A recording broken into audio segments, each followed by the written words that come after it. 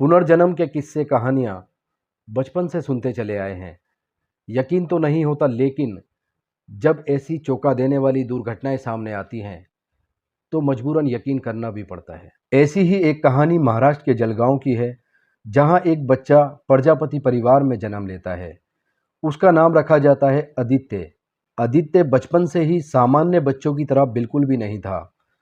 वो अपनी ही परछाई से डरा करता था। उसके जो माता पिता थे वो उसे अपने साथ रखा करते थे और उसको अलग कमरे में बिल्कुल भी नहीं रहने दिया करते थे। जैसे जैसे वो बड़ा हो रहा था, उसकी हरकतें भी बढ़ती चली जा रही थी। वो अपने सिर के नीचे तकिया भी नहीं रखता था। उसको तकिए से भी बहुत ज़्यादा डर लगता था।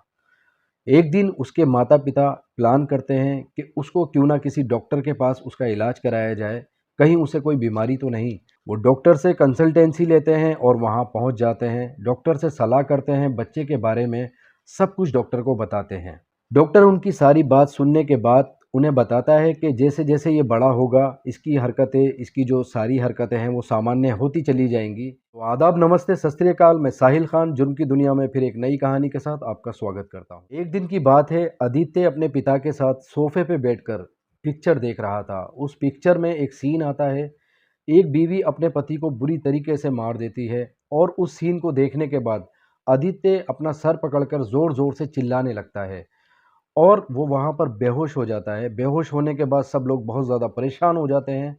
उसके माता पिता उसके चेहरे पर पानी छिड़कते हैं। पानी छिड़कने के बाद जब उसको होश आता है तो वो कहता है कि मैं कौन हूँ, मैं कहाँ हूँ, मेरी बीवी कहाँ है, मेरा नाम राजेश है। वहाँ खड़े सारे लोग हैरानगी में रह जाते हैं। उसके माता पिता भी चौकन्ने रह जाते हैं। उसके माता पिता, क्योंकि उसकी हरकतों को वो बचपन से देखते चले आ रहे थे, लेकिन आज जो उसने कहा था वो एक चौंका देने वाली हरकत थी। ऐसा पहले कभी नहीं हुआ था जो आज हुआ था।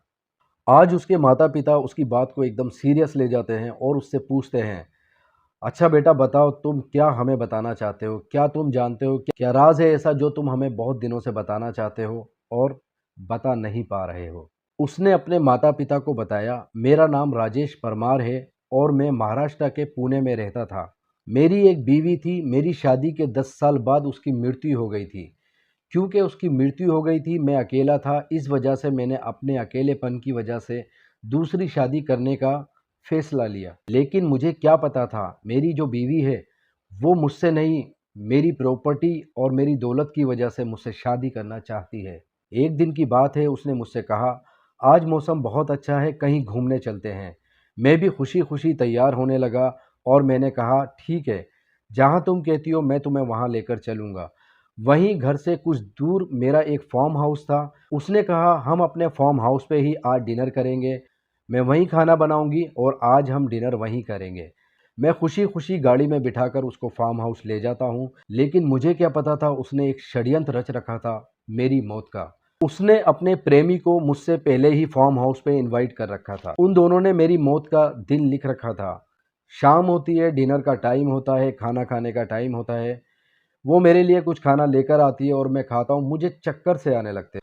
तभी वो दोनों आकर मेरा तकिए से दम घोंटकर मेरी हत्या कर देते हैं और मेरी लाश को वहीं पर फार्म हाउस के एक गार्डन में दबा देते हैं। अब मैं लौटकर आ गया हूँ और अब मैं उन दोनों को नहीं छोड़ूंगा। उसकी बात को सुनकर उसके माता पिता बहुत हैरान हो जाते हैं और वो डिसीजन लेते हैं, इस केस को पुलिस के पास लेकर जाना चाहिए और उनको पूरी कहानी सुनाना चाहिए। दूसरे दिन वो उसको लेकर पास के ही एक पुलिस स्टेशन जाते हैं। वहां जाकर अपनी सारी कहानी सुनाते हैं और एक रिपोर्ट लिखवाते हैं। लेकिन ये एक पुनर्जन्म की कहानी थी, इस पर पुलिस वाले तो क्या, कोई भी यकीन नहीं करता।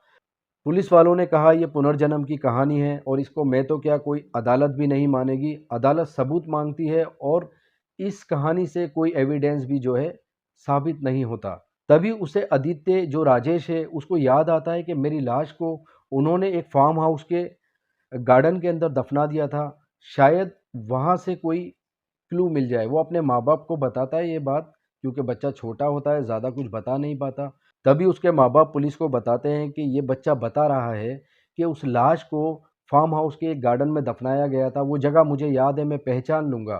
तभी पुलिस को लेकर उसके माँ बाप उस फार्म हाउस पहुँचते हैं।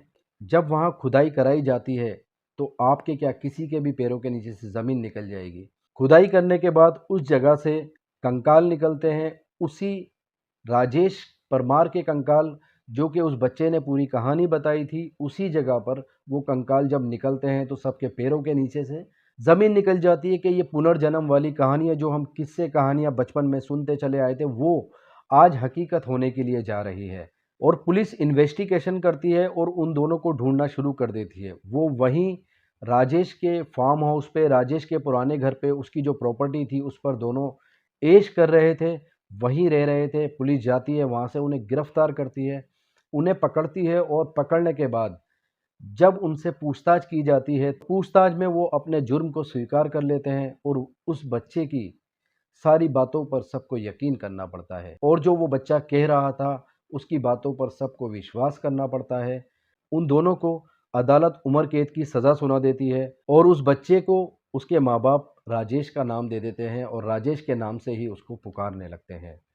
तो थी ना दोस्तों ये चौंका देने वाली घटना, जिसको हम आज तक काल्पनिक कहानियाँ समझते आए थे, आज वो सच होती नज़र आ रही है। तो आज तक हम पुनर्जन्म की बात किस्से कहानियों में सुनते चले आ रहे थे और आदित्य की घटना के बाद हमें इस पर मजबूरन यकीन करना पड़ा। तो मिलते हैं कल फिर एक नई कहानी के साथ जुर्म की दुनिया में। जय हिंद।